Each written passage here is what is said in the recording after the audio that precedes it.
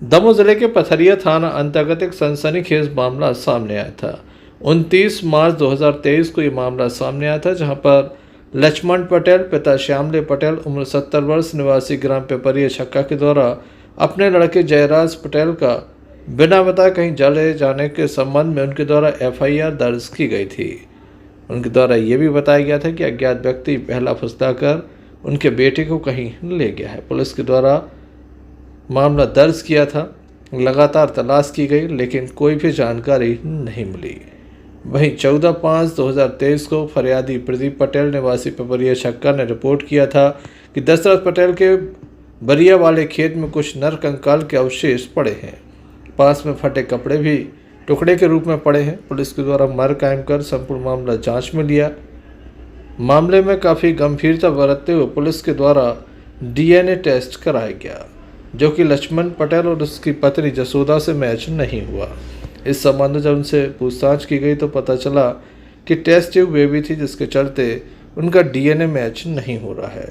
Police के द्वारा दोबारा एक DNA कराया गया। जो जयराज अन्य कपड़े पहनता था या फिर अन्य सामान उसके साथ हमेशा बने रहते थे, उससे ये मैच कराया गया। तब DNA में ये खुलासा हुआ कि ये जो कंकाल है वो जयराज का है। इस मामले में आरोपी मानवेंद्र उर्फ साहब पटेल पिता दशरथ पटेल उम्र 29 वर्ष निवासी पिपरिया छक्का, जिसके ऊपर 10,000 रुपये का इनाम भी घोषित हुआ था, पुलिस के द्वारा उसे पकड़ लिया गया है। मामले को सुलझा लिया गया है। इस संबंध में थाना प्रभारी महोदय दमोह श्री सुकृति सोमवंशी और अतिरिक्त पुलिस अधीक्षक महोदय श्री संदीप मिश्रा और SDPO महोदय श्री पथरिया श्री रघु केशरी के मार्गनिर्देशन में कल एक 10,000 के इनामी को गिरफ्तार किया गया है।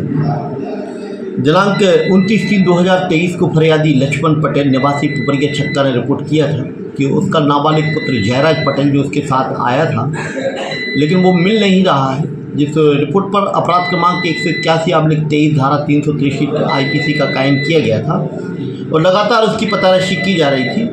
दिनांक 14/5/2023 को फरियादी प्रदीप पटेल निवासी पिपरिया छक्का ने रिपोर्ट किया था कि जो फरियादी लक्ष्मण पटेल है उसके भाई दशरथ पटेल के खेत बरिया वाले खेत में एक नर कंकाल की हड्डियां पड़ी हुई हैं, कुछ नर कंकाल गड़ा हुआ है और वहाँ कपड़े पड़े हुए हैं।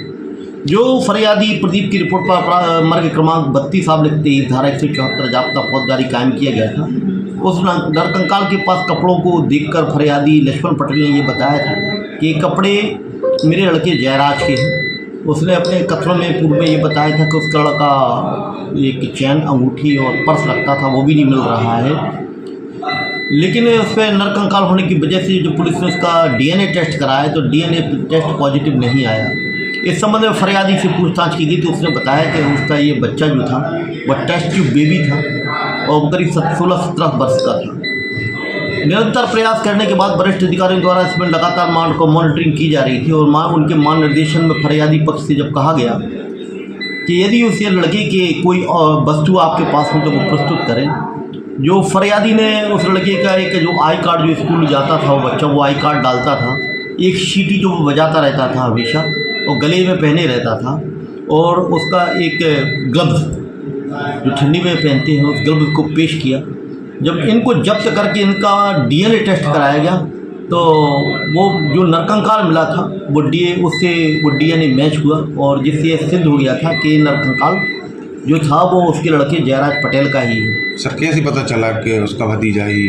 शुरू से ये माहौल गहरा हुआ था कि इनका एक जमीन संबंधी विवाद था। फरियादी जो है निरंतर इन पर शक कर रहा था और जब हमने उसको टेक्निकली के वरिष्ठ अधिकारियों ने उसको टेक्निकल देखा, जो टेक्निकल पुलिस के इशू होते हैं, उससे जब पूछताछ की गई और उसको जब टेक्निकल जैसे साइबर के माध्यम से, इसका साइबर ने भी बहुत मेहनत की है, जब साइबर ने उसका एक बिंदु से जब उससे पूछताछ की गई तो कुछ बातें सामने निकल के आई।